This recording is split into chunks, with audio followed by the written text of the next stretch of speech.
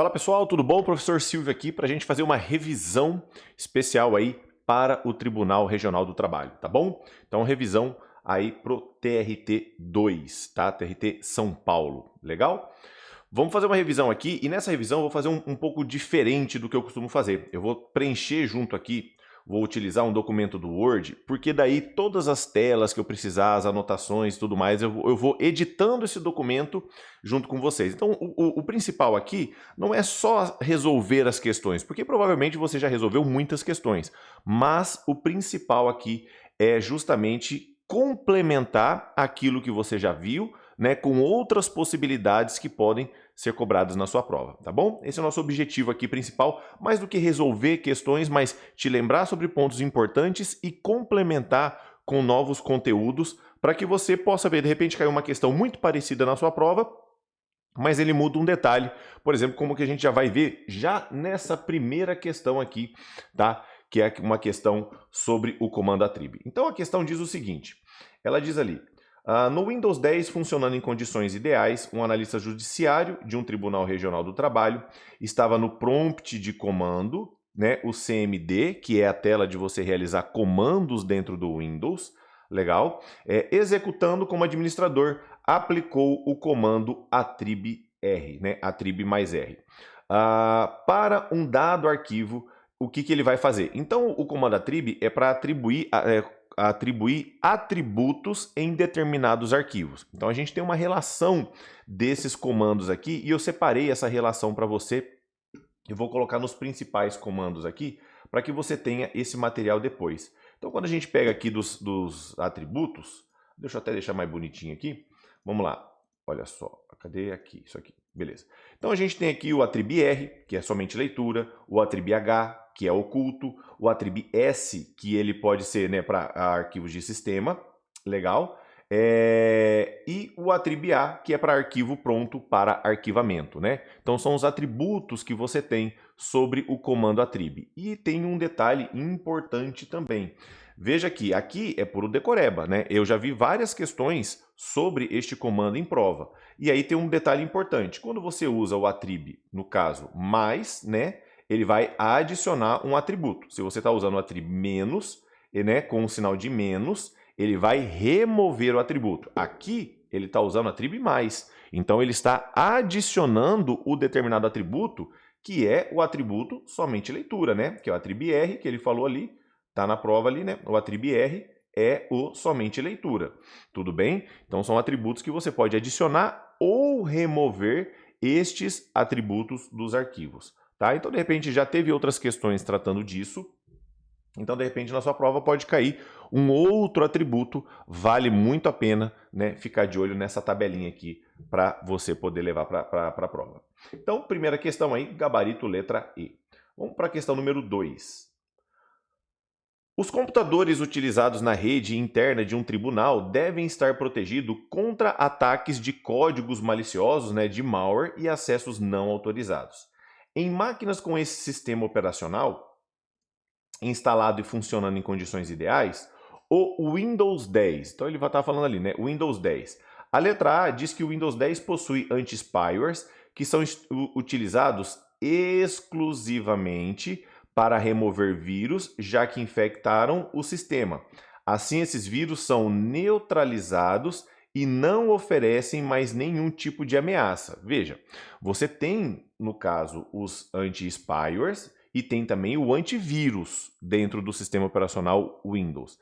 Na verdade, ele possui antivírus e também tem um antiprograma espião. Então, são coisas diferentes, porque se você lembrar lá da cartilha de segurança, você vai saber que a definição de vírus e de spyware são definições diferentes. Legal? A gente vai falar um pouco mais disso na parte de segurança, mas são coisas diferentes. Mas o Windows, primeiro ponto, ele tem um antivírus, tá? Ele tem o antivírus que começou a partir da versão 10, ponto importante. Aí ele diz aqui, ó, que são exclusivamente para remover vírus, já que infectaram um sistema. Não, anti-spyware é para programas maliciosos, do tipo programas espiões, que vão roubar dados do usuário. Para remover vírus, você vai ter o antivírus, que o Windows tem antivírus. São ferramentas diferentes. São ferramentas de proteção? Sim, mas são ferramentas diferentes. Então toma cuidado em relação a essas afirmações, principalmente pelo exclusivamente ali, né? E detalhe, mesmo que um vírus ele seja neutralizado, né, beleza, o vírus apagado, você pode ter outros problemas de vírus também. Letra B. Oferece, olha lá, o Windows Defender antivírus de forma nativa. Sim, beleza. Estando no modo ativo, os arquivos são verificados, as ameaças são corrigidas e as ameaças detectadas são listadas no relatório de segurança. Correto. Então, letra B é o gabarito. Lembrando que a versão 10 e 11 do Windows, né, vieram com um antivírus nativo, o que não tinha nas versões anteriores. Se você pegar o Windows 7 e 8, eles não tinham antivírus, só um anti-spyware, tá bom? Então, eles não tinham. Beleza. Outro ponto. Nativo, posso usar outro antivírus? Eu preciso obrigatoriamente usar o antivírus do Windows? Não, não preciso usar obrigatoriamente. Você pode instalar um Norton, por exemplo, um McAfee, legal? E aí ele vai desativar o antivírus do Windows e você vai utilizar normalmente aí. Então não precisa ser necessariamente, né, o antivírus do Windows. Beleza. Vamos lá ver as outras alternativas aqui. Deixa eu só mexer melhor aqui, deixar para o canto, para não atrapalhar a escrita. A letra C fala que oferece segurança nativa para o bloqueio de worms, um tipo de malware que exige interação do usuário. Olha só, o que está errado aqui? Por isso que é importante, veja, uma questão sobre sistema operacional que traz informações de segurança da informação. Quando a gente fala de worms, o worms ele não exige interação do usuário para se propagar na rede. Quem exige interação do usuário é o vírus de computador. O vírus, sim, ele tem uma característica que ele exige interação do usuário, tá bom? Então aqui, na verdade, ele está falando de vírus, por isso que a letra C também está errada. A letra D dispensa a configuração de um firewall, caso já haja um antivírus instalado. Lembra, firewall é um sistema de proteção para a rede, proteger, né, o tráfego de informações que está entrando e saindo da rede. É um sistema de proteção. Antivírus é outro sistema de proteção, vai proteger os arquivos do usuário. São dois sistemas de proteção diferentes. É ideal você poder usar os dois? Claro, né? Você vai ter uma maior segurança do seu computador. Tudo bem? O ideal é que use os dois, vai ser melhor. Mas um não dispensa o outro, pois são ações diferentes, tá? Então, quem protege contra vírus, códigos maliciosos? O antivírus. O firewall protege a rede.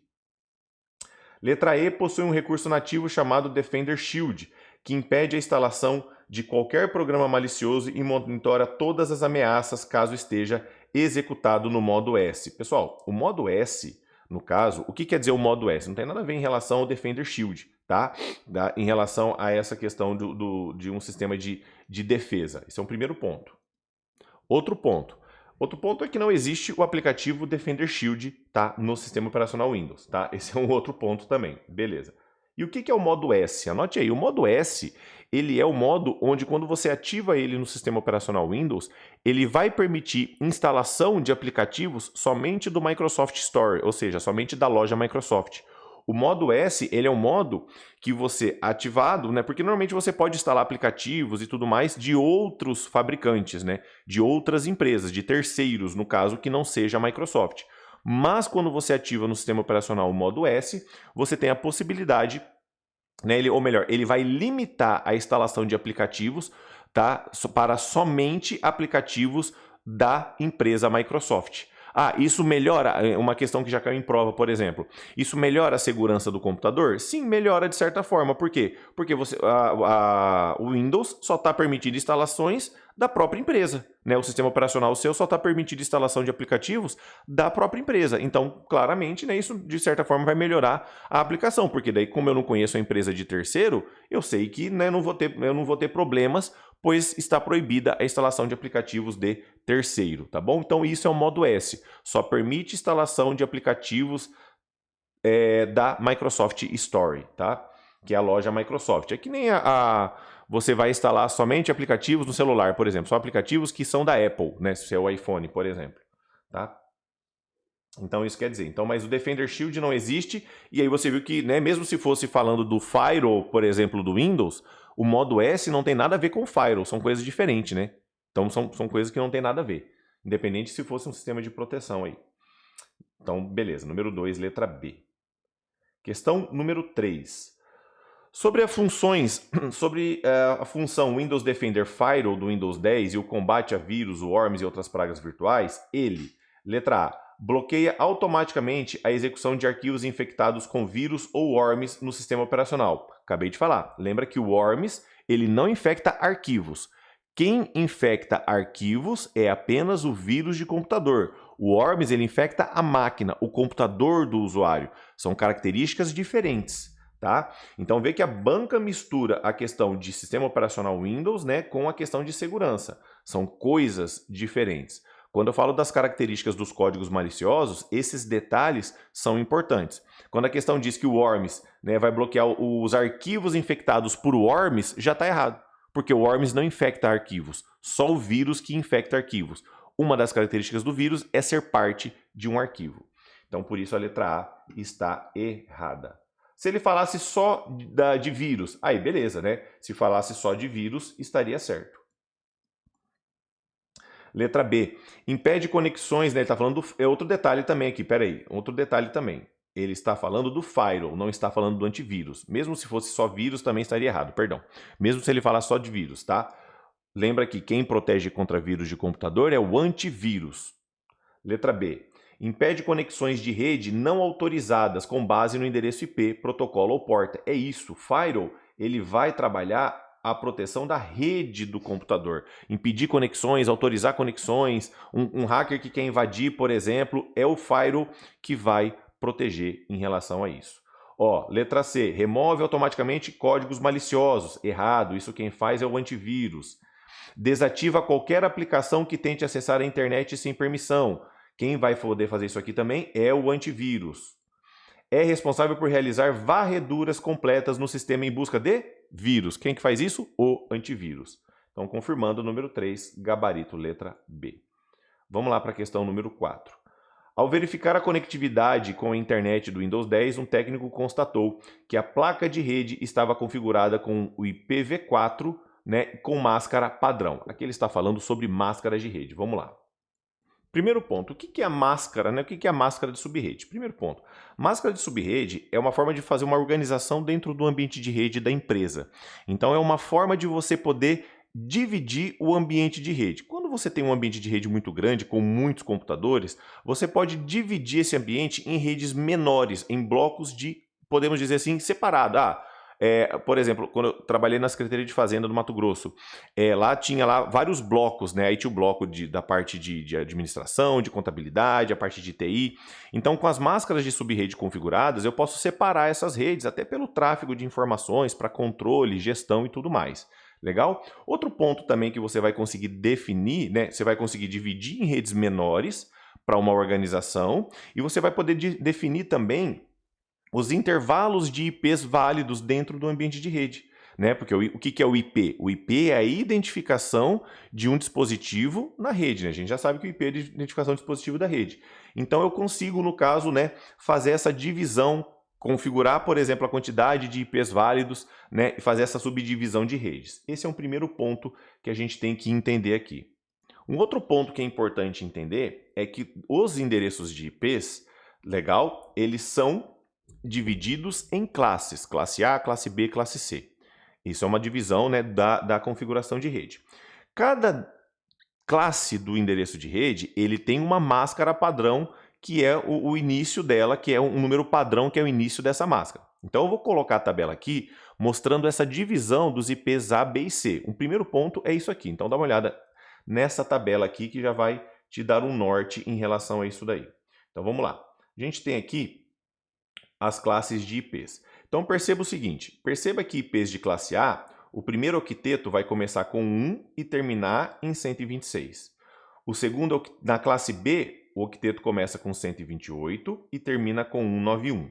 E a classe C começa com 192 e termina com 223, tá? Esse é o primeiro ponto que você tem que analisar aqui. Muito bem. Na verdade, aqui, né, isso, tá? Então, na verdade aqui tá errado, né? Aqui é 127, né? Tá? Então, tá errado aqui 127, beleza. Então, são as classes de IPs aqui. Maravilha. Esse 1 aqui, o endereço de IP... Ah, tá. Aqui é IP. IPv4, né? IPv4. Veja que esse IP da questão, ele começa com 192. Logo, você já sabe que ele é um IP de classe C, certo? Se começa com 192, é um IP de classe C. Todo IP de classe C, ele tem uma máscara padrão inicial, que é essa daqui, certo? 255.255.0.0. Então, só de saber isso, este detalhe, você já vai eliminar, por exemplo, a alternativa letra A, que é, né, a letra A são para IPs, né, uma máscara de subrede para IPs de classe A letra B é máscara para IPs de classe B, no caso, tá? Aí nós temos aí a alternativa letra C, letra D e letra E, que são, né, que estão aí dentro da faixa de IPs de classe C. Muito bem, vamos lá para a próxima etapa agora. Então a gente já viu quais são as classes de IPs, qual é a divisão e qual é a máscara padrão para essas classes de IPs. Legal. Então, entendemos aqui, né? Primeiro as classes de IPs, o que é classe A, B, C e qual é a sua máscara padrão para cada uma delas. Esse é o primeiro ponto, né, que a gente acabou de falar. Outro ponto agora é entender, no caso, né, em relação às alternativas A, B, C, D. A alternativa correta aqui, em todo caso, é a alternativa letra C, certo? Por que a alternativa letra C é a correta? Porque ele está falando aqui, ó, a placa de rede configurada com IP 192.168, ou seja, se começa com 192, é um IP classe C, certo? E com máscara padrão, ou seja, ele quer qual é a máscara padrão desse IP 192. Se é um IP de classe C, a máscara padrão é essa daqui, ok? Por isso que a resposta é a letra C, porque a máscara padrão de IPs de classe C é o que está na alternativa C. Legal. Por que a letra D é errada? Porque o número 16 no último octeto para IPs de classe C não é permitido. Quais são os IPs permitidos no último octeto de classe C? São esses daqui. Só IPs que vão terminar com 0, 128, 192, 224, 240, 248, 252, 54, 255.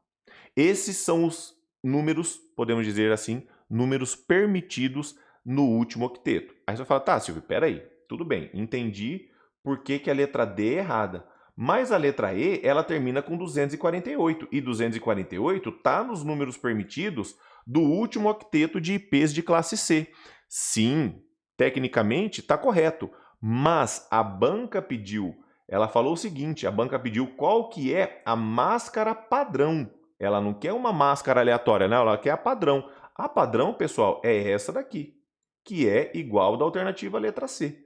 Por isso que a letra C é correta, porque ele pediu a máscara padrão. Ele não pediu uma máscara válida para um IP de classe C. Essa é a diferença. Se ele pedisse uma máscara válida, né, tanto a letra C quanto a letra E seria correta, mas ele pediu a máscara padrão. A letra E é uma máscara válida para o IP de classe, para esse IP que está no enunciado da questão? É, ela está dentro ali da faixa de IPs de classe C. Porém, não é uma máscara, não é a máscara padrão, que é o que a questão está pedindo, tá bom? Então, por isso que o gabarito, corretamente, é a alternativa letra C. Muito bem. Vamos lá para a questão número 5. No Windows 10 aberto e funcionando em condições ideais, um funcionário executando como administrador na área do prompt, digita help attrib para saber quais os parâmetros R e parâmetros H em relação ao comando attrib, certo? A gente coloquei na lista aqui para vocês, né? Deixa eu ver os attribs aqui, ó, R, somente leitura, e o H, arquivo oculto. Então tá na lista aqui, veja que caiu em outra questão, outro tipo de comando, certo? Então, aqui na número 5 a gente vai buscar exatamente, né, sobre o attrib R e attrib H. A letra A diz que é para arquivo somente leitura e atributo de arquivo oculto. Tá correto, a letra A já é o nosso gabarito. Tá? Então viu que basicamente, né, a questão bem simples ali da forma que ele traz. Vamos lá, questão número 6, que sem detalhes. O servidor de um Tribunal Regional do Trabalho ajustou corretamente o formato de data do seu computador no Windows 10 Home em português aberto e funcionando em condições ideais, por meio do painel de controle exigido por categoria. Onde que ele foi para clicar nessa opção? Aqui é conhecer o painel de controle. Lembra que O painel de controle é onde você vai ajustar todas as ferramentas dentro do Windows. Então, lá no painel de controle, ele foi aqui dentro da opção, vou deixar a tela aqui, né? Nesta tela aqui, tá? Então, dentro do painel de controle, ele foi lá em relógio e região. Então, a primeira opção que ele foi relógio e região. Então, aqui é conhecer bem a questão do painel de controle, beleza? Depois disso, ele foi nesta opção aqui, ó. Depois de relógio e região, ele foi nesta opção, que é a opção região no caso, tá? Então, depois disso daí, ele foi na opção de região, que então gabarito letra C, tá? Então, na opção de região, para controlar, para organizar, né? Para mudar o formato de data, ele vai na primeiro relógio e região, depois ele vai na opção de região. Tudo isso no painel de controle do sistema operacional Windows, tá? Então aqui é sobre conhecer as opções. Lembrando que a gente tem opções ali sobre usuário, opções da questão de sistema e segurança, redes e internet. Então são as categorias que você tem de configuração dentro do painel de controle, tá? Dentro do painel de controle. Lembra que painel de controle é a tela onde você configura toda a parte de hardware e software.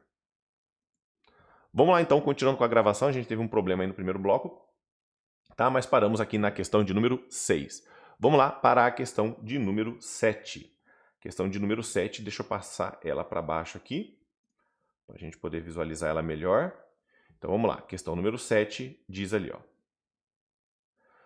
No prompt de comando do Windows 10, é possível obter o endereço IP do computador. Então, como que eu vou obter o endereço IP do computador? Dentro do comando lá, como dos comandos attrib, né, que é a mesma tela do prompt onde você digita os comandos attrib, você também pode ter algumas configurações importantes.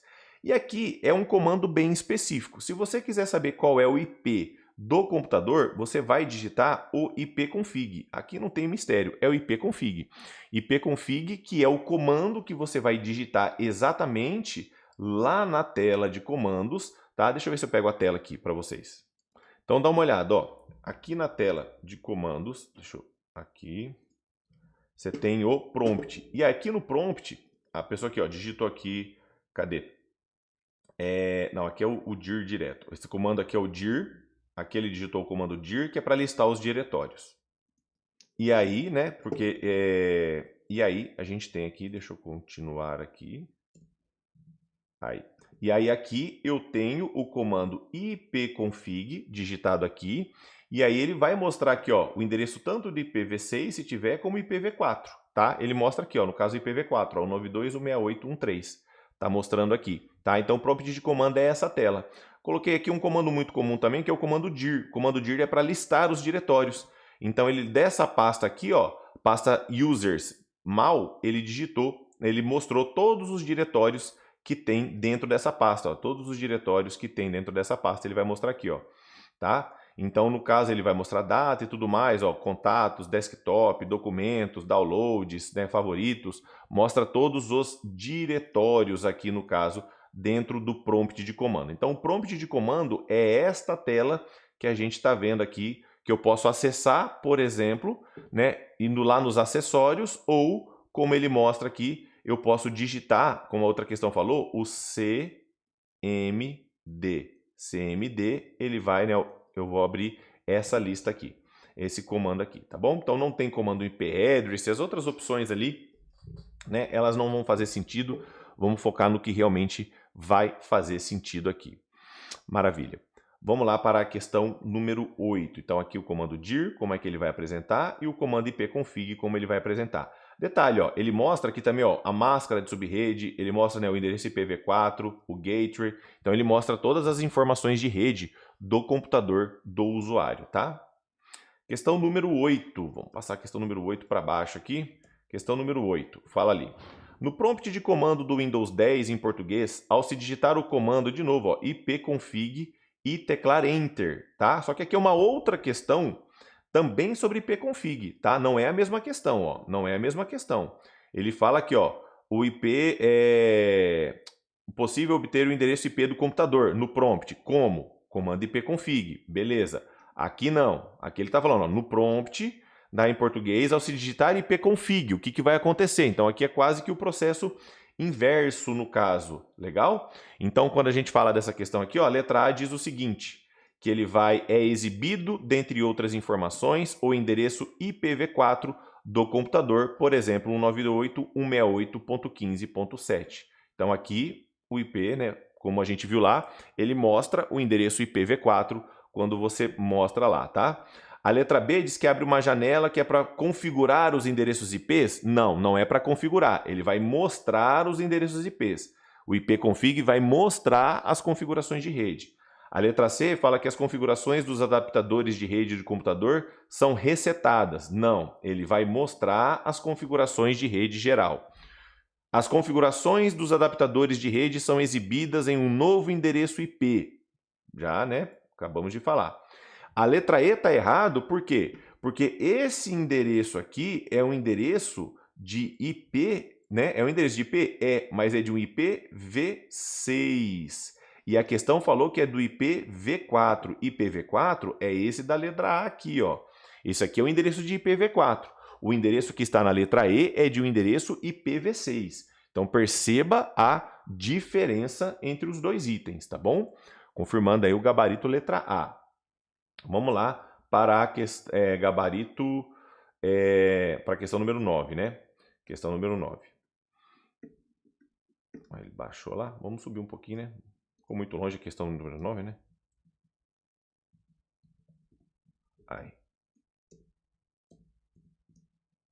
Aí, questão número 9. A questão número 9 está falando ali, ó. Após entrar nas configurações do sistema no Windows 10 em português e em condições ideais, um técnico clicou na opção Sobre, depois na opção Configurações avançadas do sistema e a janela Propriedades do sistema foi aberta. Para permitir que o computador seja controlado remotamente, ele precisa ativar a opção Permitir que este computador seja controlado remotamente a partir de um clique em qual guia. Cara, aqui é o tipo de questão que ele quer sobre uma opção muito específica do sistema operacional Windows. Então dá uma olhada aqui, melhor jeito é a gente, né, ver a tela. Olha só. Então ele fala nas configurações do Windows, né? Configurações do sistema operacional Windows. Configurações, você pode usar aqui, ó, entrar no sistema, usar o Windows, né, o atalho Windows mais I. Fazendo isso, você vai nas configurações. Aí ele falou, ó, clicar sobre, aqui embaixo, ó, sobre. Quando eu clicar em sobre, ele vai abrir a janela aqui, legal?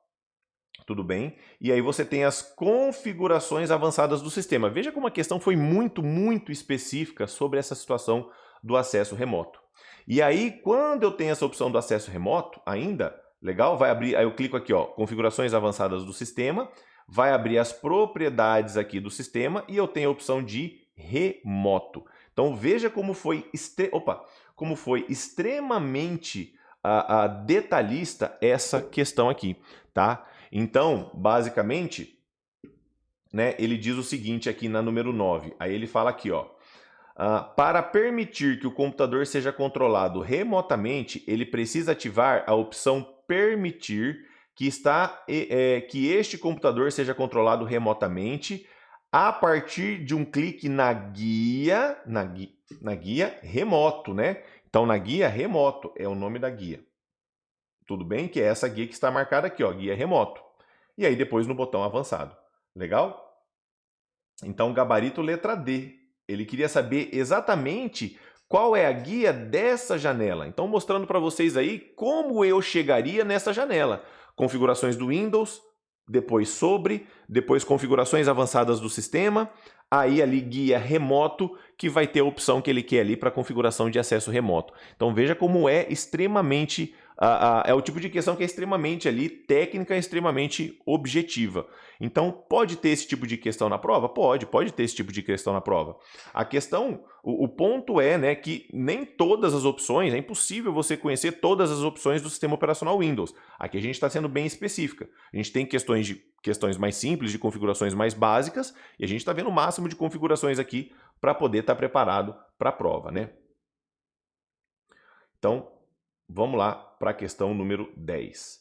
Por meio das réguas, agora uma questão sobre o Word. Por meio das réguas que aparecem no Word 2010 em português. É possível definir margens, recuos, tabulações no documento em edição. Porém, essas réguas muitas vezes não estão visíveis. E aí ele quer saber qual é a guia que eu vou para tornar as réguas visíveis. A régua fica na guia exibir. Eu vou pegar a imagem para colocar aqui para vocês no material. Né? Então vamos lá. Quando eu falo da régua, está aqui na guia exibir. Aí lá na guia exibir eu tenho a opção de mostrar a régua. Por isso o gabarito aqui, né? Você tem a opção não é régua horizontal e vertical, tá? É só régua. Por isso o gabarito letra E. Toma cuidado. Porque automaticamente quando você exibe a régua, ele já exibe a régua horizontal e a régua vertical, tá? Isso é automático. Por isso que é só a opção régua, ele já exibe as duas ali. Por isso que não é régua horizontal, não tem essa opção, né, de régua horizontal e vertical. Então, número 10, gabarito letra E. Questão número 11. Para criar um formulário no Microsoft Word 2010 em português e adicionar controles como caixas de seleção, caixas de texto, selecionadores e datas e listas suspensas, é necessário habilitar a guia desenvolvedor, que não é exibida por padrão, para se chegar ao local da janela onde será possível, no caso, você habilitar essa opção. Como que eu chego nessa opção do desenvolvedor? Então essa opção de desenvolvedor, né, que ele diz ali que permite colocar controles, caixas de seleção, caixas de textos, né, listas suspensas, é como você vai transformar ali o seu documento do Word, né, num formulário clicável para você poder clicar e escolher, né, opções e tudo mais. Muito legal. E aí, basicamente, né, como a questão anterior sobre régua, o que ele quer saber nessa questão é como você vai chegar nessa opção que ele está falando ali. Então vamos aqui sem a tela é a opção mais importante. Então veja, eu vou lá na guia arquivo, certo? Na guia arquivo eu tenho as opções do Word e aí eu tenho personalizar faixa de opções. E aí eu posso adicionar a guia desenvolvedor, certo? Então este é o caminho para que você chegue, né, nesta opção do desenvolvedor, legal? Então começa ali pela guia arquivo. Então arquivo, tá? Barra de ferramentas? Não. Arquivo opções, personalizar faixa de opções. Então gabarito alternativa letra C, tá? Depois de arquivo, eu vou ter uma lista de opções. Nessa lista de opções, eu vou selecionar opções do Word. Depois de opções do Word, né, personalizar faixa de opções e escolher o ícone lá do desenvolvedor para ele apresentar para mim, tá? Então, gabarito letra C. Vamos lá para a questão número 12. Questão número 12, deixa eu passar ela para a linha de baixo. Vamos lá, questão número 12. Usando o botão do Word, do Office, né? Usando o Word, perdão, no Office 365, aberto e funcionando em condições ideais, o servidor do Tribunal Regional do Trabalho produziu uma carta onde, em determinado local do texto, inseriu um endereço eletrônico. Quando fez isso, o Word criou um hiperlink para o endereço, tá? Para excluir este hiperlink, legal? Para excluir esse formato, né, e deixar o texto normal, o que o servidor deve fazer? Então, por exemplo, vou pegar um link aqui, ó. Vou pegar um link aqui do YouTube, vamos ver. youtube.com. Vou copiar ele, vou colar ele aqui no documento nosso aqui, ó. Vou colar ele aqui. Cadê? Ah lá. Cadê? Ah lá. Então ele está como link, percebe? Veja que ele está como link agora, tá? Deixa eu dar mais um Enter aqui para colocar aí. Pronto. Ele está como link. Quando eu clico com o botão direito em cima dele, tá? Quando eu clico com o botão direito, eu vou mostrar aqui, ó. Vou tirar um print da tela. Tirar um print da tela, que é aqui, ó.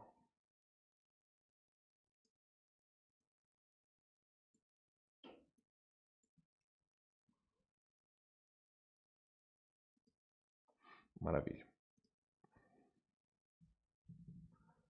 Aí eu vou colar aqui para vocês.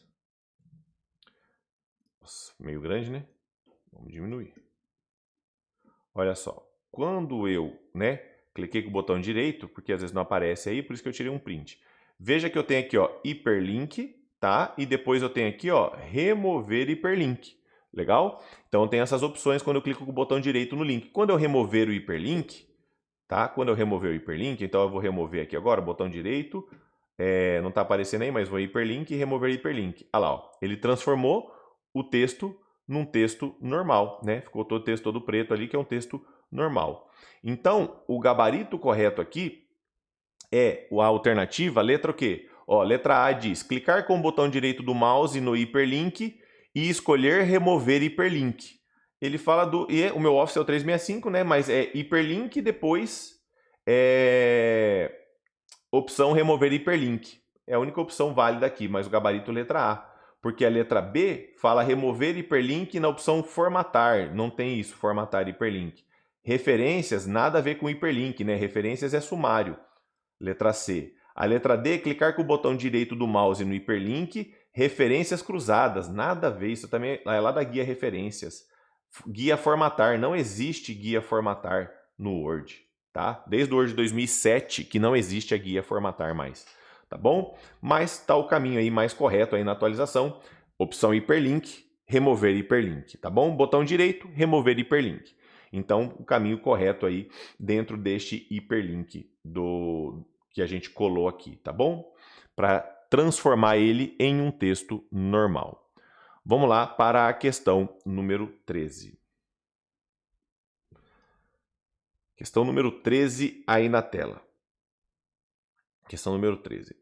No Microsoft 365 é possível a coautoria em que múltiplas pessoas trabalham no mesmo documento e cada pessoa vê as alterações do outro em tempo real. Após um analista ter acessado o Word online em condições ideais, salvando no OneDrive ou no SharePoint, por exemplo, estando com este documento aberto na tela, pode-se ativar a coautoria em tempo real, né? A partir de como? Como que você pode ativar a coautoria? Deixa eu arrumar o documento aqui para subir as outras opções também, tá? Para a gente ver tudo numa tela só. Deixa eu ver, letra E, pronto. Então tá aqui, estamos falando da opção da coautoria. Deixa eu diminuir um pouco minha janela, que daí você vê melhor o texto, que é o mais importante. Pessoal, coautoria, tá? Coautoria, se você olhar aqui em cima da minha imagem, você vai ver que tem um botão aqui, compartilhar, tá? Aqui em cima um botão azul chamado compartilhar, em cima do meu vídeo, né? Tem um botão azul aí chamado compartilhar. Este botão é o botão que eu posso, por exemplo, compartilhar o meu documento do Word com outras pessoas. Ali eu vou gerar um link, eu vou passar o link para essas pessoas e aí elas vão poder, né, eu tenho que dar o privilégio de edição, né, não somente leitura, mas como edição também, e essas pessoas vão poder compartilhar, né, vão poder visualizar o documento comigo. Então veja, eu vou pegar aqui opções de compartilhamento para você ver quais são. Ó, vou pegar porque não aparece para vocês aí, mas eu vou pegar aqui e vou colar na tela para que você veja. Olha só. Então as opções de compartilhamento são essas daqui, ó. Então eu posso convidar pessoas, copiar o link, enviar uma cópia por e-mail, né, ou obter, né, o aplicativo móvel. Mas eu posso, por exemplo, convidar pessoas para editar o documento. Legal? Posso, por exemplo, convidar pessoas. E aí você vai poder convidar essas pessoas. Quando você convida elas, por exemplo, tem já a opção aqui, ó, já vou colocar para vocês aqui também, tem a opção aqui no caso, que é a opção de permitir a edição. Tá aqui, ó. Ó, ele já dá a opção aqui de permitir, né, de aqui, ó, pode editar. Ela já vem marcado, eu posso tirar essa opção se eu quiser, mas ele já vem marcado, então eu posso convidar as pessoas, né, e depois, né, já tem a opção de edição para essas pessoas aí, legal? Então isso tudo fica aqui, ó, fica em coautoria? Não tem coautoria. Fica na guia revisão? Também não. Coautoria também não. Fica na guia, no menu editar? Não tem menu editar. Fica em compartilhar? Sim. Na caixa de combinação do mesmo nome, você vai colocar os e-mails das pessoas com quem deseja compartilhar o documento, escolher as permissões para permitir a edição e clicar em enviar. Bem aqui, ó. Aqui, ó, digite o nome ou os endereços de e-mail das pessoas que você quer compartilhar esse documento. Está aqui, na hora do compartilhamento. E aí eu ainda posso escolher a opção, né, de marcar ou desmarcar a opção para elas poderem editar. Então, por isso, gabarito correto, alternativa, letra D, né, e também não está no menu arquivo, né? O menu arquivo tem, mas não está no menu arquivo. Então, é sobre isso que está falando a questão número 13. Vamos lá, questão número 14. A funcionalidade presente no Microsoft Office 365 atualizado em condições ideais permite aos usuários visualizar e restaurar versões anteriores de um documento. O usuário visualizar e restaurar versões anteriores de um documento é acessada a partir de um clique em qual menu. E aí nós vamos dar regra, né? De acordo com o próprio site da Microsoft, e aí colocar aqui, né? De acordo com o próprio site da Microsoft, exibir versões anteriores de um arquivo, você vai clicar em Arquivo, Informações, Histórico de Versões, tá? Informações lá e Histórico de Versões. Eu tenho a tela aqui, eu vou colocar para vocês também, para complementar essa informação do próprio site da Microsoft, tá? Então aqui eu vou diminuir um pouquinho. Aqui. Entendeu? Então vamos lá, você vai lá no menu arquivo, né, que tem o menu arquivo, aí depois informações, depois histórico de versões. Então neste caso aqui, tá, o gabarito correto, vamos ver aqui, ó, letra A diz que arquivo salvar como. Não é arquivo salvar como. Letra B, arquivo, informações, histórico de versões. Então letra B é o nosso gabarito, tá? Então mostrando aqui sobre você quer ver várias versões do mesmo documento, lá no menu arquivo do Microsoft Word, o menu arquivo fica lá, a primeira guia do lado de página inicial, você vai ter a opção para chegar em histórico de versões, tá bom? Vamos lá para a questão número 15. A partir do Microsoft Word 365 em português, aberto e funcionando em condições ideais, um analista precisa dividir um texto em duas colunas igualmente espaçadas. Pessoal, dividir colunas vai ser na guia Layout. Na guia Layout, você pode ver, ó, eu tenho a opção de colunas. Você está vendo aí que eu já estou na guia Layout, na opção de colunas. Eu vou só tirar um print da tela aqui para, no caso, mostrar aqui para vocês. Ó. Então, dentro da guia Layout, eu tenho aqui a opção de colunas, tá? Então, se você quiser mexer com colunas dentro do Word, vai estar na guia Layout e aí depois você pode configurar, né, para 2 ou mais colunas, 3, você vai escolher a quantidade de colunas. Então, o gabarito é a alternativa letra E. Eu não preciso selecionar nada antes, eu posso ir direto em relação a essa questão, tá bom? Então, pode ir direto em relação a isso, tá? Então, portanto, gabarito letra E. Lembrando que também no Guia Layouts você tem a opção de quebras, né? Também bem importante, eu vou deixar aqui essa opção da Guia Layout, que são as quebras de página e de seção. Eu acho extremamente importante lembrar que existe também as quebras, né? De repente cai uma questão de quebra de seção para você. E aí, já vamos deixar aqui essa opção das quebras. Quais são as opções de quebra que tem disponíveis também estão na guia Layout, tá bom? Quebras aqui, ó. E aí eu tenho, no caso, quebra de seção, tá? Vamos lá para uma questão agora, né? Mudando um pouco o tema aqui, a gente falar sobre o Microsoft Excel, tá? Vou fazer um corte aqui e a gente inicia já o Excel no próximo bloco. Vamos lá então, continuando agora, né, na parte de Excel. Pessoal, ele diz, considere a planilha baixa criada no Excel 2010 em português, tá? Primeiro ponto aqui, ó, que a gente já começa é falar, né, que o Excel que ele está trabalhando é em português, certo? E se ele está falando do Excel em português, e aí ele diz, a função correta usada na célula B10 para mostrar o saldo do mês de abril, tá legal? E aí ele fala o seguinte, né, a função correta na célula B10. Bom, primeiro ponto que você tem que ver é que ele está falando do Excel em português. Se ele está falando do Excel em português, você pode já ver que tem várias alternativas trazendo as funções do Excel em inglês, o que já é errado. Então, se a gente olha, por exemplo, a alternativa letra A, fala do VLOOKUP aqui, ele está falando da função PROC-V, correto? PROC-V. Essa é a função PROC-V, no caso, ok? O HLOOKUP é a função PROC-H, Tudo bem que você no Excel em português é PROC-H que você usa, você não usa os nomes em inglês, ele não vai reconhecer, tá? Ele não vai reconhecer. E aí, você não tem essa função, né? Esse VS lookup, você não tem essa função aqui. Então, a gente já elimina a letra A, vai eliminar a letra B, porque não tem, vai eliminar a letra D, porque está, né, incorreto aqui.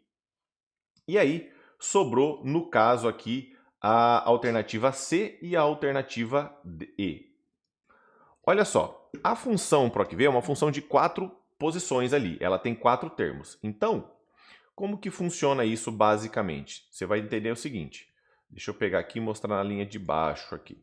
Então, dentro da função PROC-V, no caso, que é o que sobrou, eu gosto de dizer o seguinte, ó, PROC-V, você vai ter o primeiro campo, que é o que procurar, o segundo campo, que é o intervalo, o terceiro campo, que é qual a coluna você vai procurar, e o quarto campo, se é o valor exato ou aproximado, tá? O quarto campo, eu sempre digo que na última coluna não vai ser relevante para as provas de concurso, porque você não vai caber aqui, né? Porque você sempre vai procurar o valor exato, ele não vai trabalhar com valores aproximados. Então vamos lá, primeira coisa, então ele quer dizer o seguinte, ó, a função correta na célula B10, que é essa célula aqui, ó, que tem o valor 2.594. Ele quer saber qual que função que usou para chegar no 2.594. Então, se você olhar aqui, vamos olhar aqui, ó, a alternativa letra C.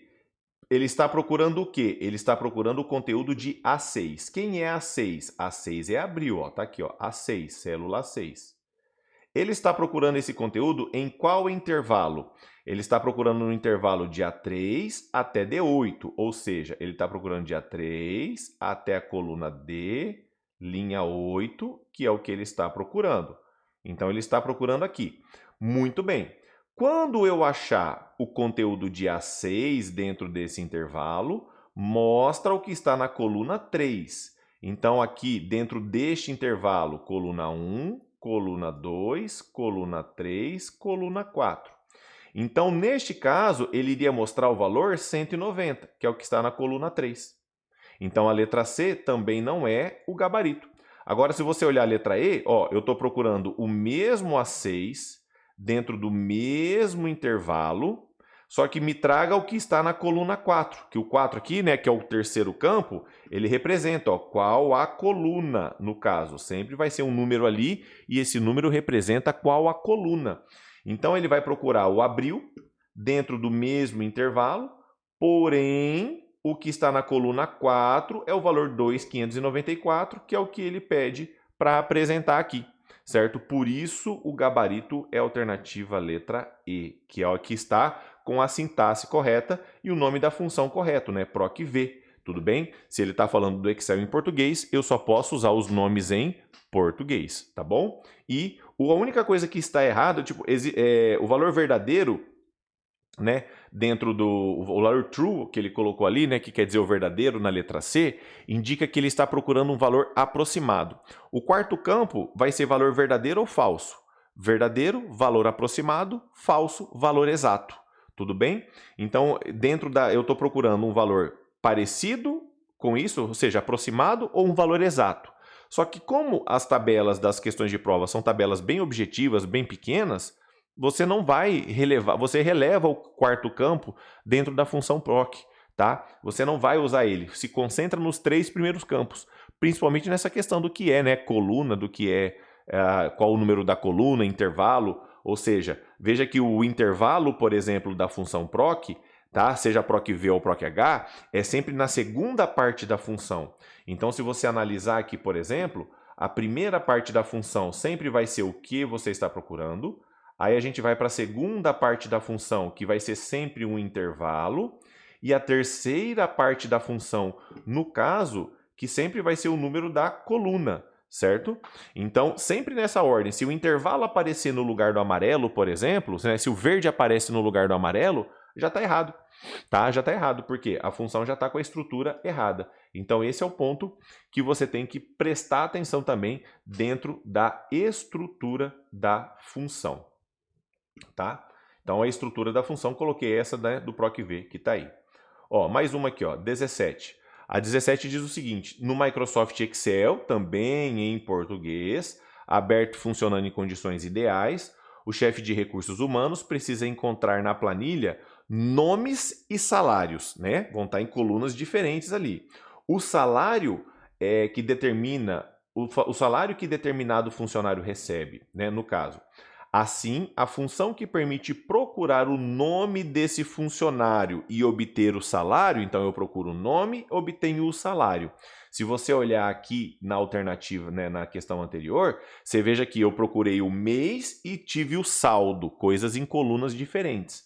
A mesma coisa, a mesma ideia de questão aqui na questão 17, né? Eu estou procurando o nome e quero saber o salário, certo? Ele quer saber, assim, a função que permite procurar o nome desse funcionário nessa planilha e obter o salário correspondente.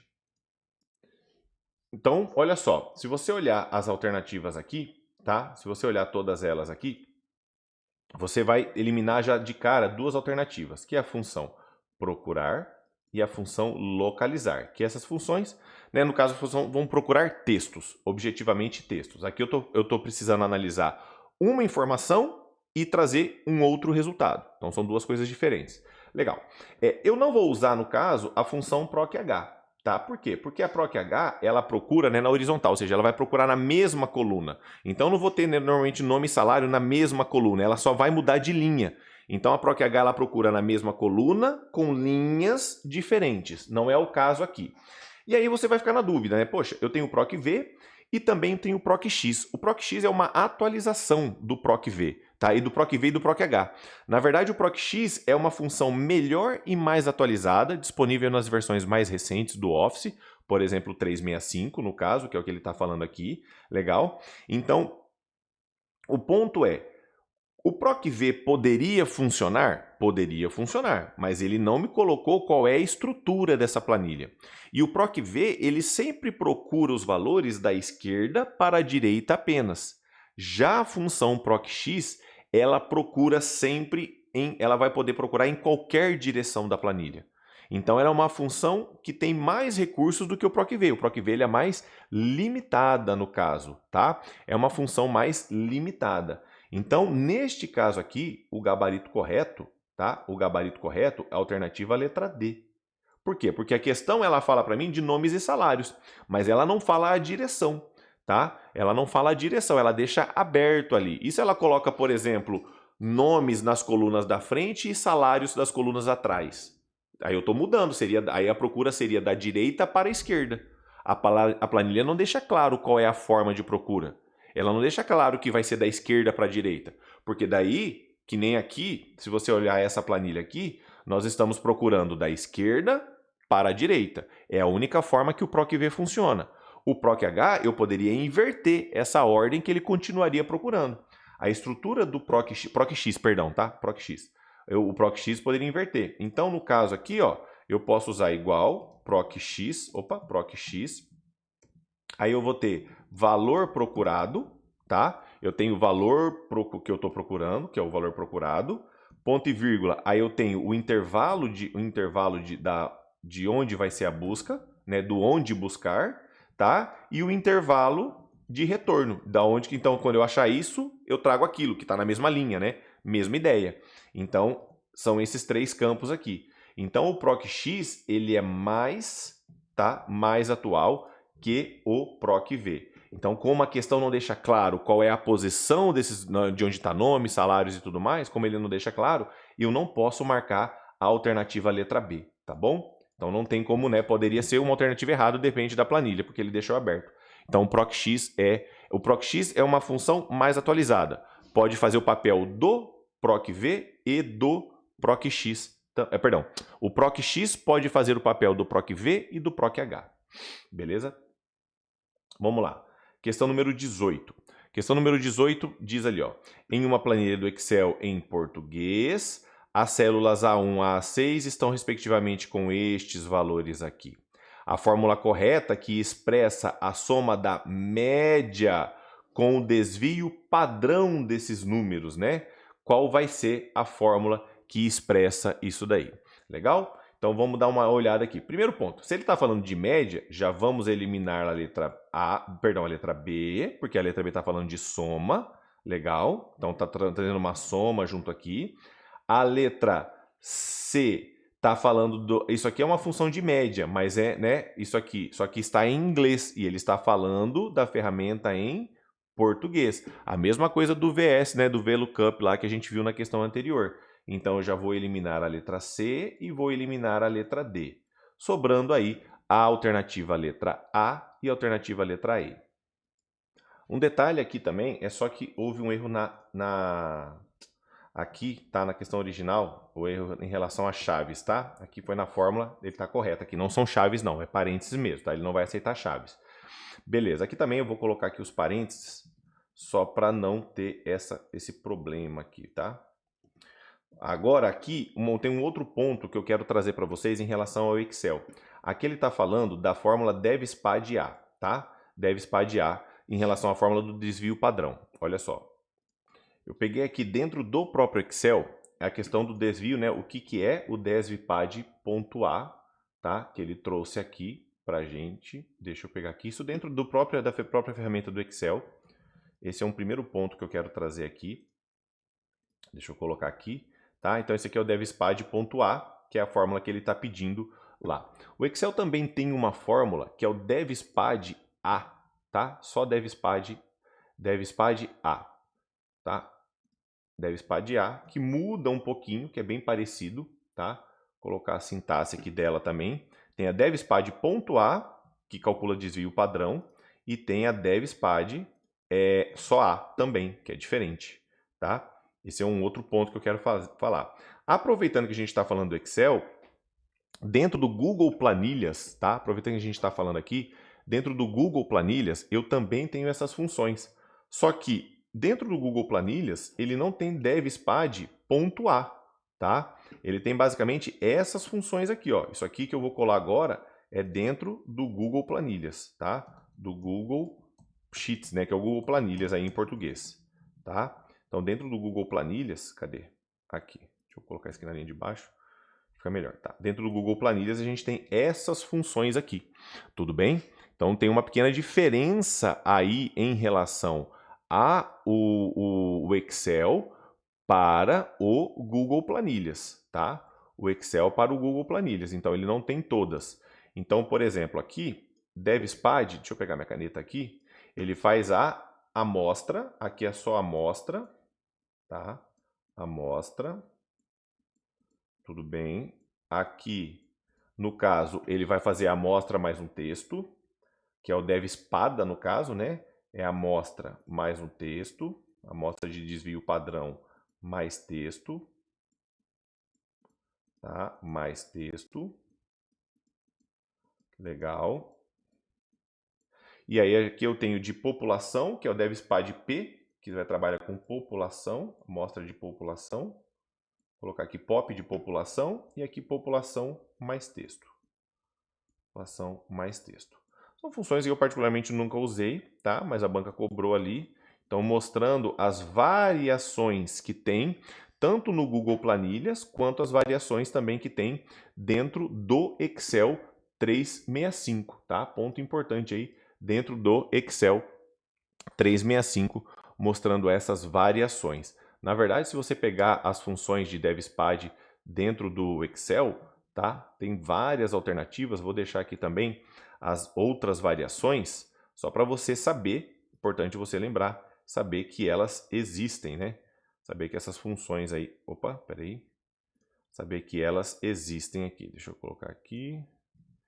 Aí, tá? Então isso aqui também no Excel. Esse de baixo aqui no Google Planilhas, tá? São as funções devs de desvio de padrão que tem dentro do Google Planilhas, tá bom?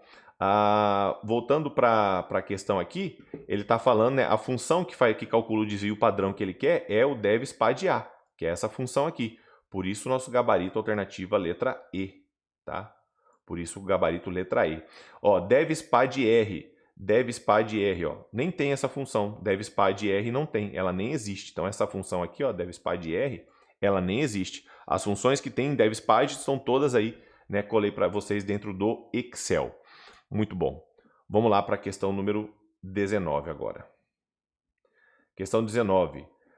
Para subtrair o valor da célula 1 da planilha do Excel, né, em português, chamada, né, planilha chamada saídas, do valor da célula A1 da planilha chamadas entradas e exibir o resultado na célula A1, legal, da planilha chamada resultados, o usuário deverá usar na célula A1 da planilha resultados.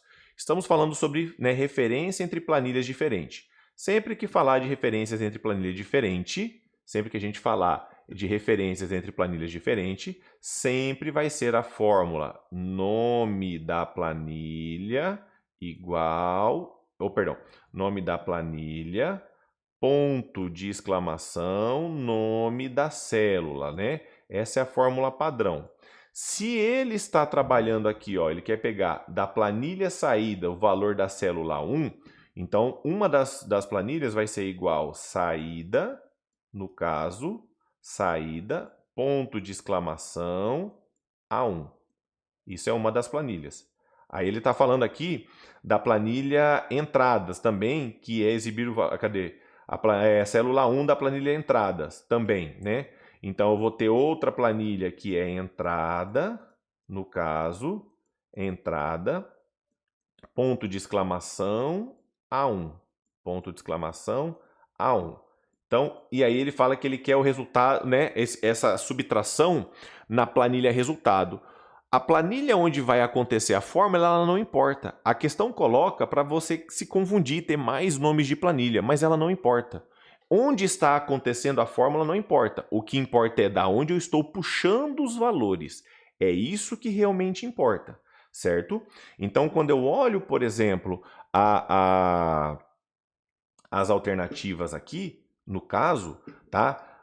Várias opções, elas não vão fazer sentido nenhum. A única opção que vai fazer sentido no caso aqui, se você olhar, é a alternativa letra D, né? A alternativa letra D. Ó, entradas, exclamação A1, menos saída, exclamações A1. Legal? Agora isso aqui, ó, calcular não existe, o ponto de... o cifrão aqui não existe, você viu que é o ponto de exclamação. Esse em entradas, em saídas, isso aqui não tem nada a ver, não existe nada. Então a gente elimina a letra A, letra B, letra C, e aqui também, né? Veja, não é plan. Por quê? Plan é o nome padrão das planilhas do Excel. Na verdade, nas versões 365 ele chama de planilha, né? Planilha 1, planilha 2, que é o nome padrão quando você cria uma nova planilha. E a gente pode renomear. Aqui, claramente, ele renomeou, ó, o valor da célula A1, né, do Excel chamado saída. E o valor da célula, no caso da célula A1 da planilha chamada entradas.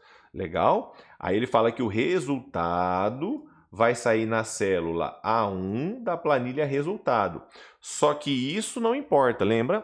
Por isso que a questão só mostra ali, ó, entradas menos saídas. É só isso. Tudo bem? É só isso. Por quê? Onde você está fazendo o resultado, isso não é relevante na hora da resolução. Então, sempre que ele começa a questão falando assim, ó, planilha tal, a planilha A com a planilha B, com a planilha C, ele já está falando sobre a referência entre planilhas. E a referência entre planilhas, lembrando de novo, no Excel é igual nome da planilha, ponto de exclamação, nome da célula. Sempre atenção, qual é o nome da planilha que ele está usando e qual célula pertence àquela planilha no caso. Muito bom, beleza. Agora a gente vai para as questões de rede, né? Outro tema aqui, a gente vai para as questões de rede, então a gente vai começar essas questões no próximo bloco.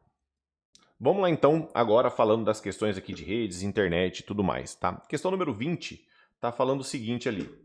Questão número 20 traz: a rede interna de um tribunal é configurada de forma que todos os computadores passam a acessar simultaneamente a intranet e a internet, garantindo segurança e alta disponibilidade. Com base nas ferramentas de navegação, boas práticas e tecnologias envolvidas, vamos lá. Letra A diz que em redes locais, o endereço IP, ele é o endereço IP dos dispositivos, em redes locais, o endereço IP de dispositivos conectados deve ser configurado manualmente. Protocolos como o DHCP não são aplicáveis em ambientes de intranet, totalmente errada. Numa configuração, lembra, numa configuração de ambientes de rede, você pode usar o IP fixo, que é onde o técnico senta na frente do computador e configura as opções do computador, ou IP pelo DHCP, no caso, tá? O DHCP que é o protocolo de configuração dinâmica de endereços IPs. Então ele pode sim configurar em DHCP. Imagina, tem 700 computadores lá no tribunal, e aí o cara vai configurar um por um dos computadores? Não, DHCP. Chegou para trabalhar, ligou, o servidor automaticamente manda o endereço para aquele computador. Letra B.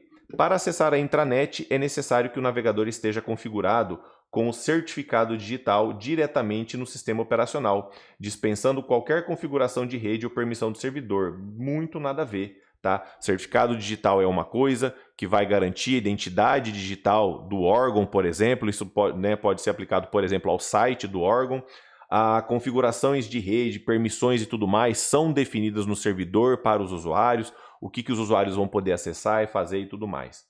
Letra C. O navegador Mozilla Firefox não permite configurar o servidor proxy. Sim, permite. Lá nas configurações do Firefox, você pode sim configurar o proxy em suas opções de rede, exigindo softwares de terceiro. Deixa eu pegar a tela aqui do Firefox, onde você configura o proxy. Olha só, dentro das configurações do Firefox, lá no final da tela, tá? Lá no final, você vai aqui na guia geral, como tá aqui, ó. Guia geral, lá no finalzinho, você tem a opção aqui embaixo de configurações de rede, tá? Deixa eu ver se cabe aqui nessa janela. Não, não vai, aqui vai ficar melhor.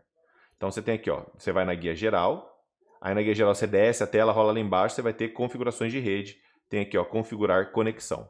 Quando você clica aqui em configurar conexão, ele vai abrir esta janela aqui para você configurar configurações específicas para o Firefox, tá? Que é essa tela aqui, ó. Deixa eu já vou colar aqui para vocês, espera aí. Que é essa tela aqui, ó. Tá? Beleza? Então, é essa tela aqui é que você vai utilizar. E aqui, ó, deixa eu diminuir mais um pouquinho para caber junto. Isso. E aqui nessa tela, você tem aqui, ó, configurações do proxy, tá? Configurações do proxy para chegar nessa tela. Então, sim, dá para configurar tranquilamente o proxy, né? Diferente do que fala a alternativa letra C. A letra D diz que a configuração de um servidor proxy permite realizar... A letra D, né? Perdão. A configuração de um servidor proxy permite realizar cache de páginas web e restringir acessos a determinados conteúdos na internet, o que contribui para aumentar a segurança. Cache de página, o que é isso? Quer dizer que é como se você tivesse um conteúdo da página já salvo no servidor. Os órgãos, né, as empresas, com o proxy, por exemplo, eles realizam esse cache de página porque ele torna a conexão muito mais rápida, muito mais ágil. É como se você tivesse uma parte da página já salva no computador do usuário. E aí, quando você acessa a parte, ele não precisa carregar de volta do zero, ele já tem parte do conteúdo da página e aí ele exibe a página para o usuário mais rapidamente. Além disso, você também pode bloquear determinados acessos dentro aí do proxy. O proxy pode bloquear acesso a páginas, por exemplo, que você não quer. Tá bom? Então, tudo certo aí na questão letra D. A letra E fala que ferramentas de pesquisa na internet, como o Bing, o Google, utilizam o protocolo SMTP. Não, SMTP é o protocolo de enviar e-mails. Eles vão usar o protocolo HTTP ou HTTPS, no caso, que são os protocolos de acesso às páginas de rede, tá? Quando fala de páginas de internet, os protocolos que são usados nas páginas de internet, ou é o HTTP, no caso, ou o HTTPS, né, que é com proteção das informações, tá? Beleza? Então, gabarito aí, letra D. Vamos lá, questão 21. Buscando agilidade no uso dos navegadores web, como o Google Chrome, Firefox, instalados e funcionando em condições ideais, uma servidora pública pressionou o atalho Ctrl+J. Ctrl+J é para abrir a página de downloads. Para fazer a ferramenta de busca é o Ctrl F. Nova aba em branco, Ctrl T. Favoritos, Ctrl D. Alternar para a próxima aba. Você pode usar o Ctrl mais um número. Aí ele vai para a aba, ou Ctrl seta para o lado também, né? Seta para os lados aí.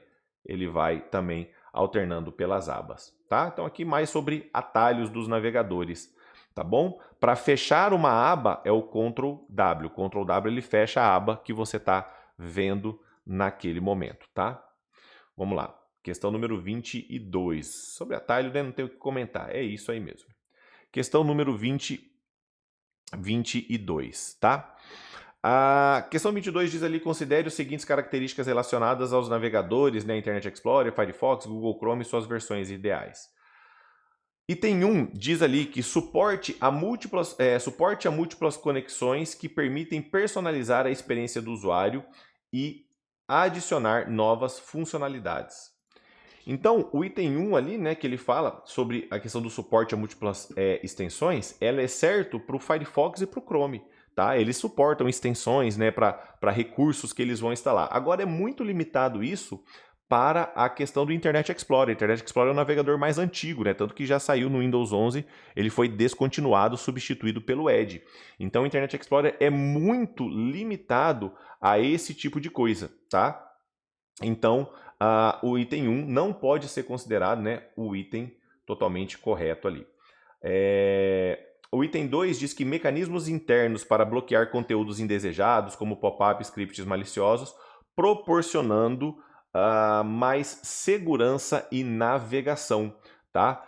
Ambos, tanto o Firefox como o Google Chrome, têm a questão de bloqueador de conteúdo indesejado, de scripts maliciosos e tudo mais, tá? Mas não é sobre uma questão sobre o Internet Explorer. Então, o Internet Explorer sempre, né, mais limitado nesse tipo de coisa. Capacidade 3, capacidade de sincronizar os dados de navegação. Isso o Internet Explorer não tinha mesmo. Isso é do Google, que você pode logar com o usuário do Google ou com o Firefox, né? Que daí você pode sincronizar históricos, senhas e favoritos, por exemplo. Né? O Internet Explorer, muito limitado, não tem este recurso aí, por exemplo. Tá? Implementações de padrão de programação, né? HTMLS e o CSS3 para garantir compatibilidade com a maioria das páginas, tá? Internet Explorer não suporta, né? Porque o que aconteceu? As páginas de internet começaram a sofrer atualizações, inclusive na programação. O Internet Explorer, né, não acompanhou essa programação. O Edge já trouxe, no caso, a resolução desse problema, né? O que ajudou na questão dessa troca. Tudo bem? Então você tem essa questão da número 4 válida para o Mozilla Firefox e para o Chrome, mas o Internet Explorer não trouxe. Ele se limitou ao tempo aos novos sites. E aí, né, tanto que veio o Edge resolvendo esse tipo de problema com uma nova programação, uma nova estrutura. E o 5 diz que a dependência do sistema operacional para funcionar corretamente, não sendo compatível com outros sistemas, macOS e Linux, no caso, né? Então, olha só, por exemplo, Internet Explorer só funciona no Microsoft Windows, não funciona nem no Mac, nem no Linux. O Edge, por exemplo, o atual navegador, ele funciona no Mac, por exemplo. Né? Ele tem essa questão. Agora, Firefox e Google Chrome funcionam em todos os sistemas operacionais. Então, você vê que das alternativas, né, não vai servir para todos os navegadores. Mas vamos ver agora, né, o que é a questão, o que ela está pedindo realmente em relação a esses itens. Ó, o item 1, ficou para baixo aqui. Ah, tá por causa das páginas ali, né? Mas tudo bem. Deixa eu subir um pouquinho aqui. Vamos subir aqui para a gente poder ir lendo aqui. Ó, o item 1 diz que a 1 é válida apenas para o Google Chrome e a característica 5 é válida apenas para o Internet Explorer. O 1 é válido tanto para o Google Chrome quanto para o Firefox. A característica 5 é válida, ele está falando que é só válida para o Internet Explorer. Sim, né, o Internet Explorer, né, dependência do sistema operacional Windows, ele tem. Só que a 1 não é válida só para o Google Chrome, é válida para o Firefox também, tá? Válida para o Firefox também e para o Internet Explorer de forma muito limitada.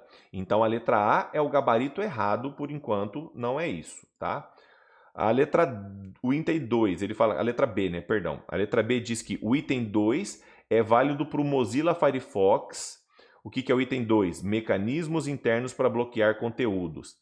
Mas tanto o Internet Explorer quanto o Google Chrome exigem ferramentas adicionais para o bloqueio de conteúdos no caso, né? Não é válida para o Firefox, para o Chrome, tá? Ele já tem os bloqueadores de pop-up, tem alerta de phishing, né? Proteção contra malware. Então ele tem esses alertas aí. Então errado a questão da letra B. A letra C diz que o item 5 não é válido para todos os navegadores. Isso, não é válido para todos. O que é o item 5? É a dependência do sistema operacional Windows, né? Não é válido para todos, só o Internet Explorer que tem a dependência do sistema operacional Windows. Mas as características dos itens 2, 3 e 4 são válidas para Mozilla Firefox e Google Chrome. A 2 nós já falamos, né, que é o dos mecanismos de bloqueio e tudo mais.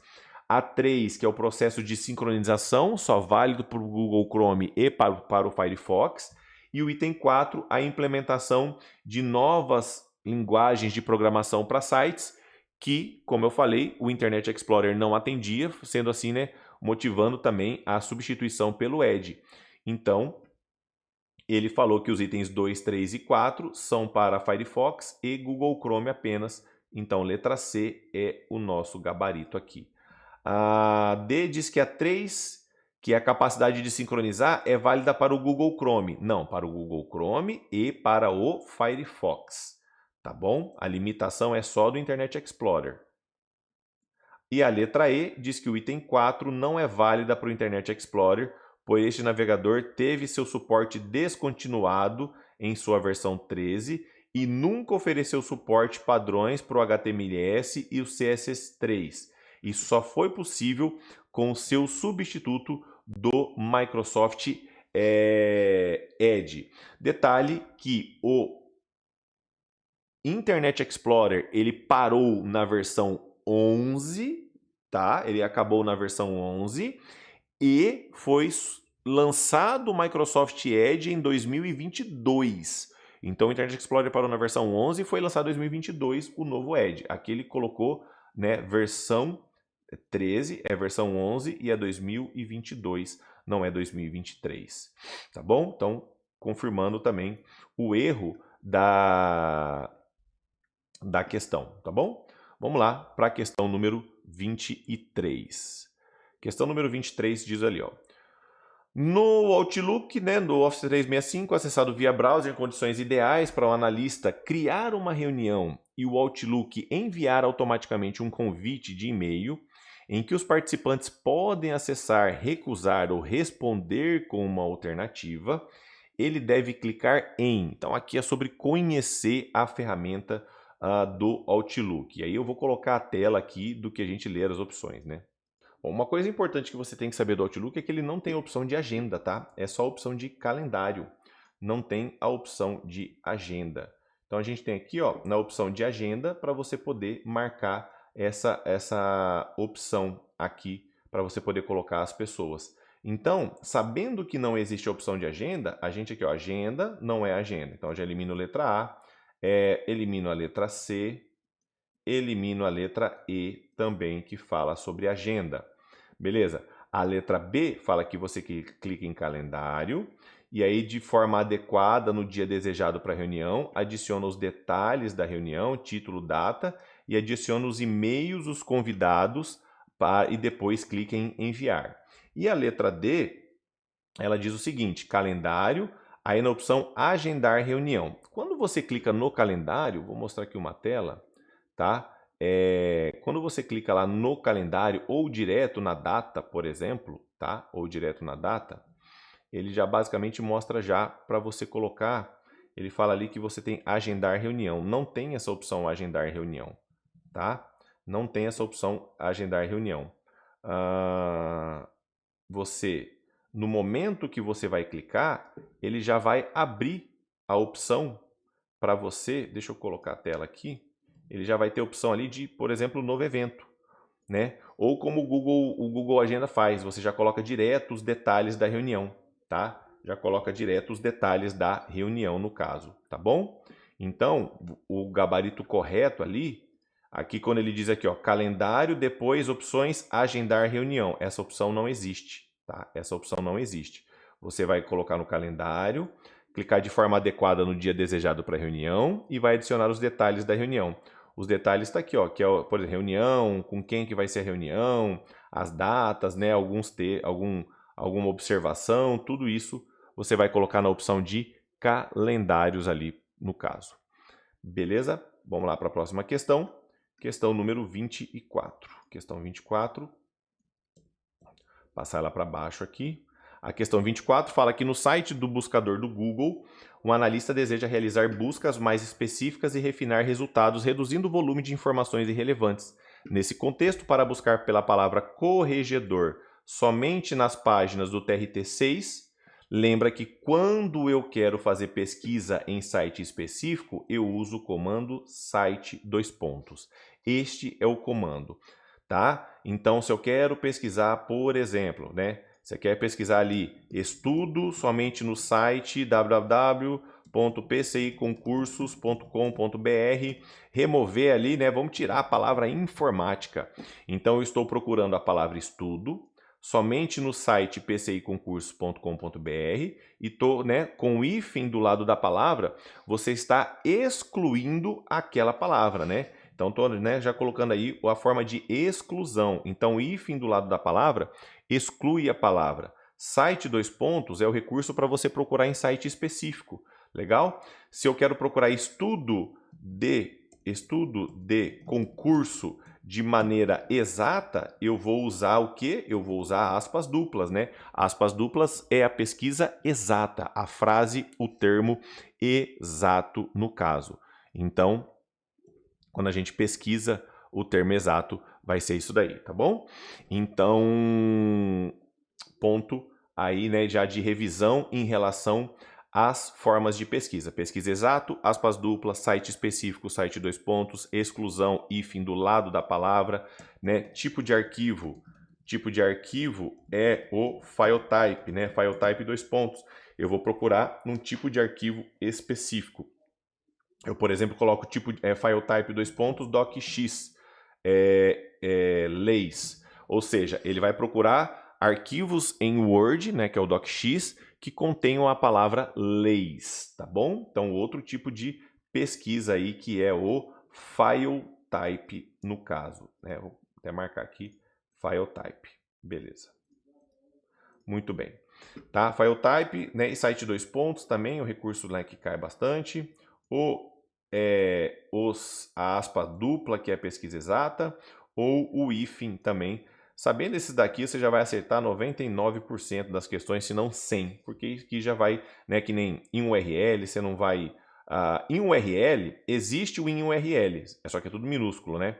Quando eu coloco o in URL, por exemplo, o in URL dois pontos, quer dizer que eu estou procurando o termo que está na URL do site. Aí eu não estou procurando dentro do site, eu estou procurando na URL, ou seja, lá no endereço do site eu quero que determinado termo apareça, tá? Então aí normalmente você vai ter uma palavra, não vai ser um link inteiro. Então quando eu uso o in URL, e aqui é o i minúsculo, né? Quando eu uso o in URL, eu estou procurando um termo ali. Se eu coloco ali o in URL Amazon, todo site que tiver lá no endereço a palavra Amazon em algum lugar, no começo, no final, em algum momento lá do link, ele vai mostrar para mim como resultado. Daí ele vai mostrar as URLs que contém a palavra Amazon, no caso, tá bom? Em URL, então, é o outro, né, mais um termo de pesquisa aí. Questão 25. No Google Drive, em português e em condições ideais, o proprietário do Drive acionou o menu de contexto do documento do Word com o botão direito do mouse, selecionou a opção de compartilhar, indicou o e-mail das pessoas com quem deseja compartilhar o documento e para definir o nível de acesso dessas pessoas, o que ele fez. Então aqui eu vou pegar um Google Drive qualquer aqui, meu, e mostrar para vocês que quando eu clico, no caso,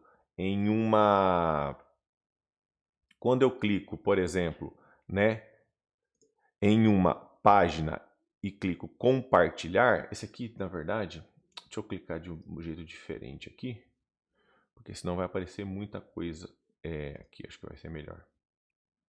Um arquivo, achar um arquivinho aqui, peraí. Aí, achar um arquivo, uma foto minha antiga. Ó, pegar aqui. Ó, aqui, ó. Quando eu pego aqui, cliquei com o botão direito nessa foto de baixo aqui, ó. Eu tenho o botão de compartilhar. É a primeira fase que você tem aqui. Tem um Google Drive aqui, né? Bem antigo mesmo, tá, pessoal? Aqui. eu peguei um Google Drive que mostra ali o botão compartilhar. Quando eu clico no botão compartilhar, ele vai abrir uma outra opção de compartilhar. Então, ele vai abrir uma outra opção de compartilhar. Então, cadê? Aqui, ele vai abrir outra opção de compartilhar.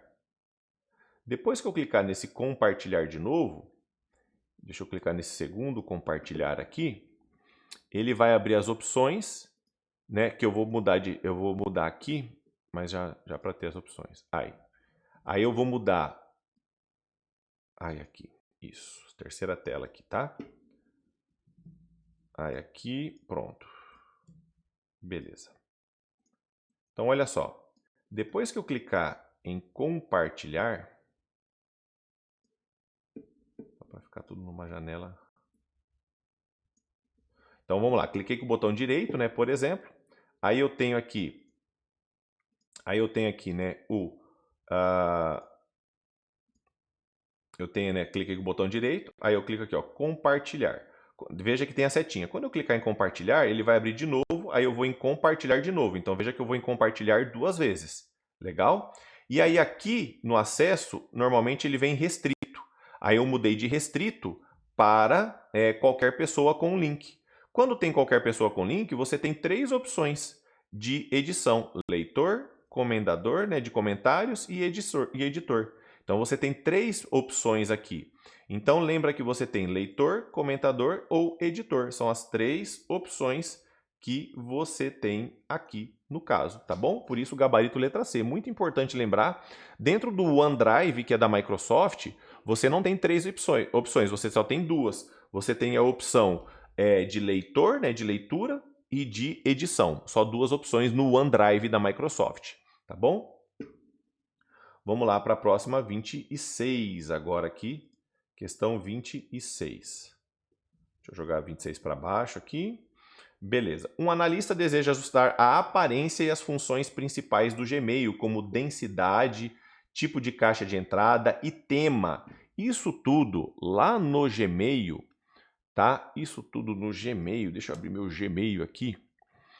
Deixa eu abrir no Gmail. Quando você clica na engrenagem do Gmail, tá? Eu vou mostrar algumas coisas aqui, ó. Quando você clica na engrenagem do Gmail, que são as configurações do Gmail, você vai ter isso aqui, ó. Cadê? Aqui. Ó, aqui, ó. Quando eu clico nas engrenagens do Gmail, eu tenho aqui, ó, configurações rápidas. Cliquei aqui na engrenagem, por exemplo, né? Então, eu clico nesse botãozinho aqui da engrenagem aqui em cima.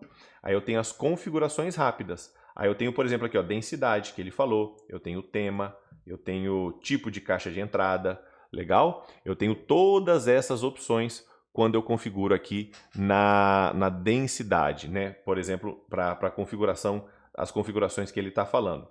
Então, que nem ele fala aqui, né? Que ele quer configurar a densidade, tipo de caixa de entrada, tema. Tudo isso está aqui, ó. Densidade, tema, tipo de caixa de entrada. Todas essas opções estão aqui quando você clica na engrenagem na configuração. Veja que eu estou nas configurações rápidas aqui, ó. Configurações rápidas.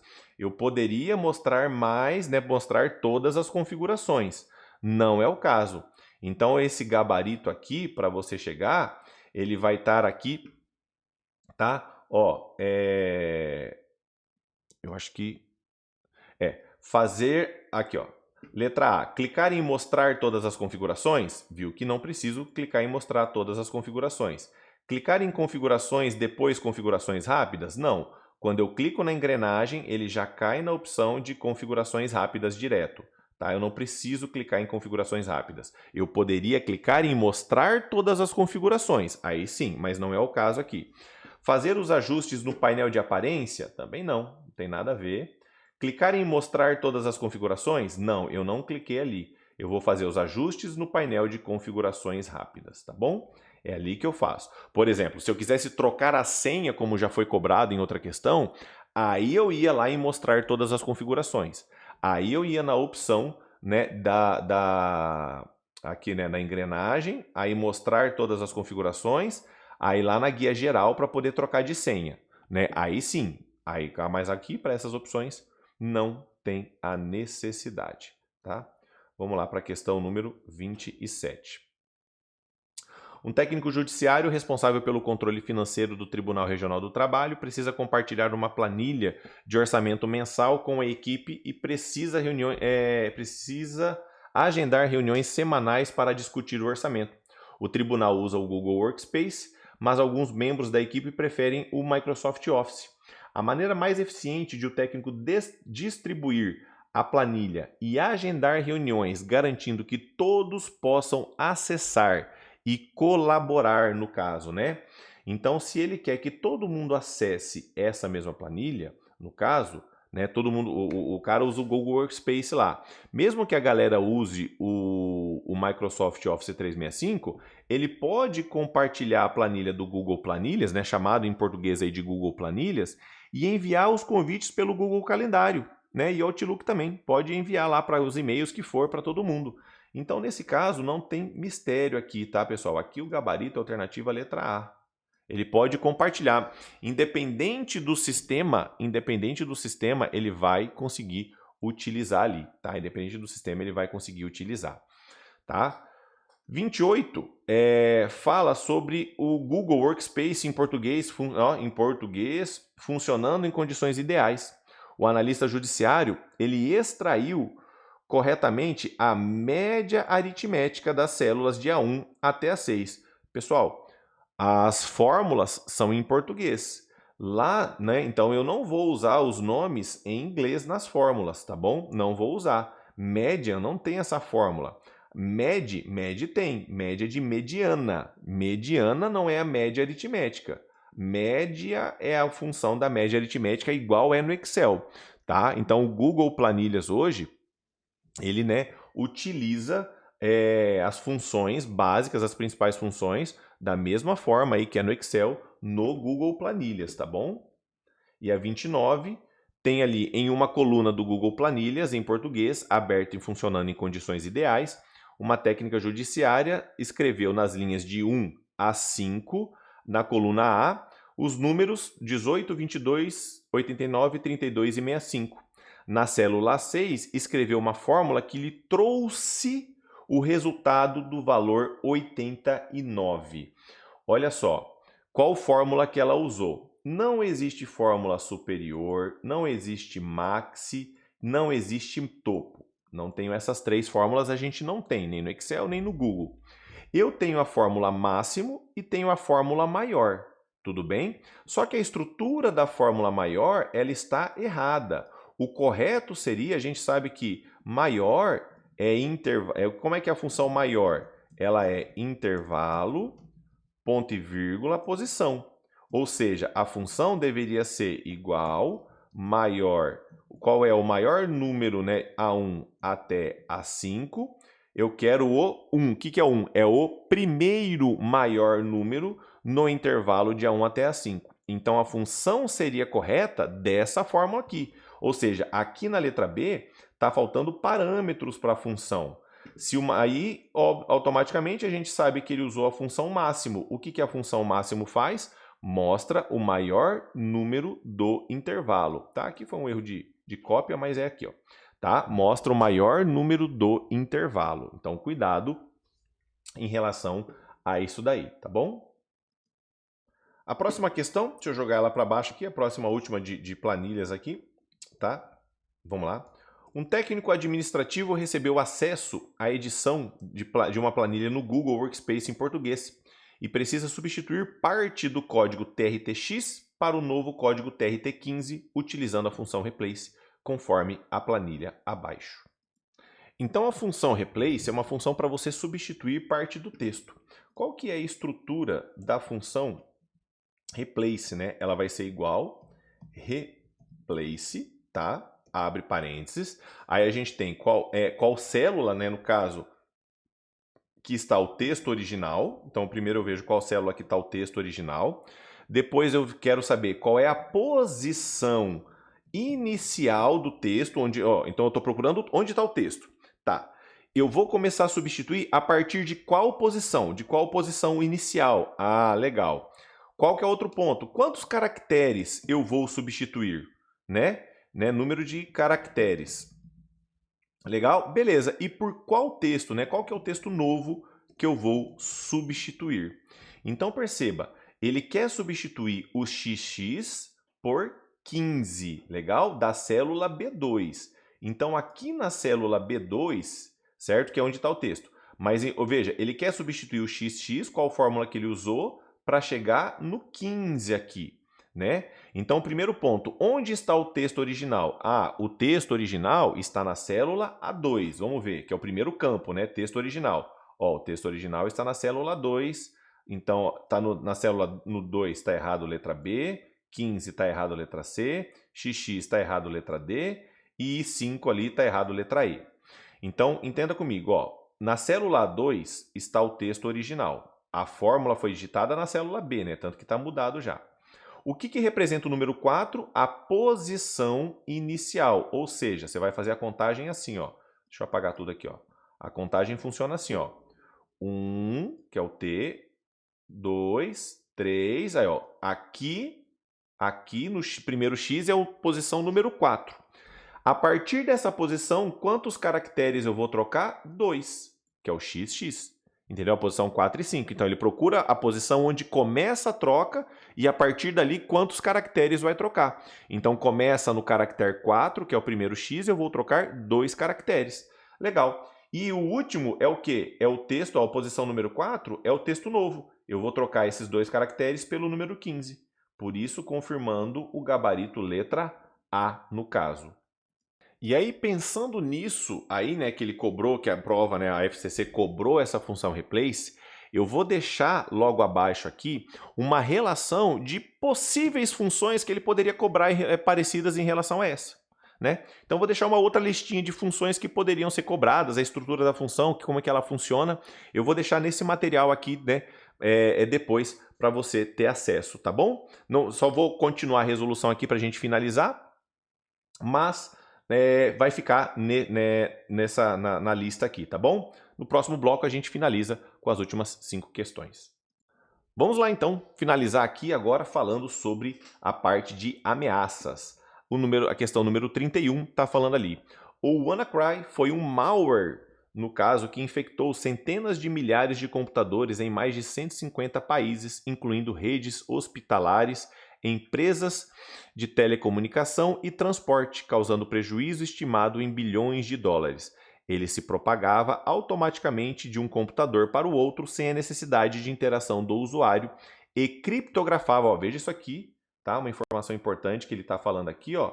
Ele se propagava automaticamente de um computador para o outro sem a necessidade de interação do usuário e criptografava os arquivos da vítima, exigindo resgate, né? Quem faz o resgate é o ransomware, no caso, né?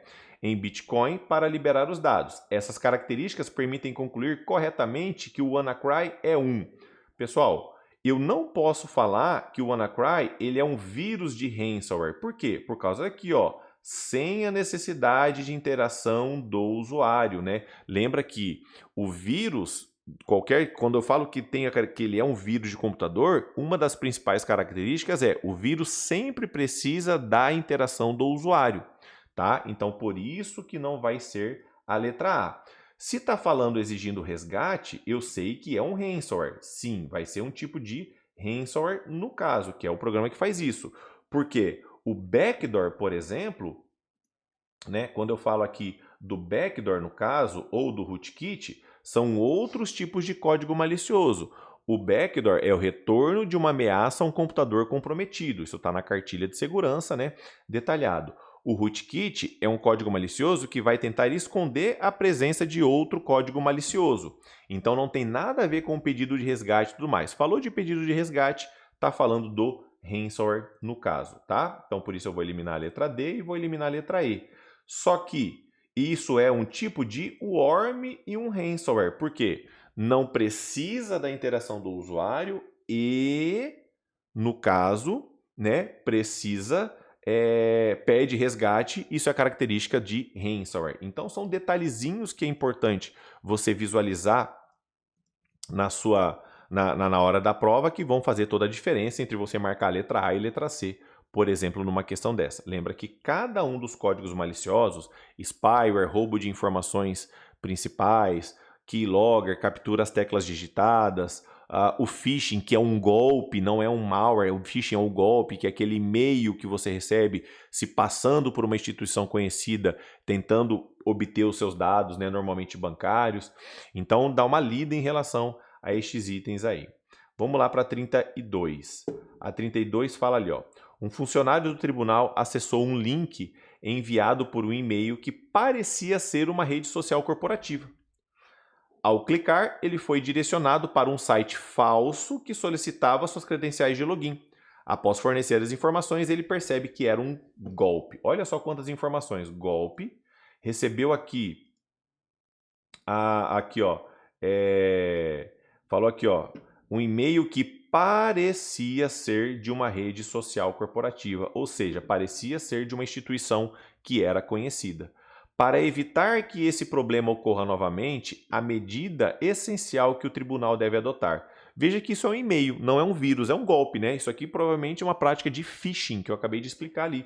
Você recebeu um e-mail de alguém conhecido, mandando um link do site falso, pedindo para você clicar naquele site falso.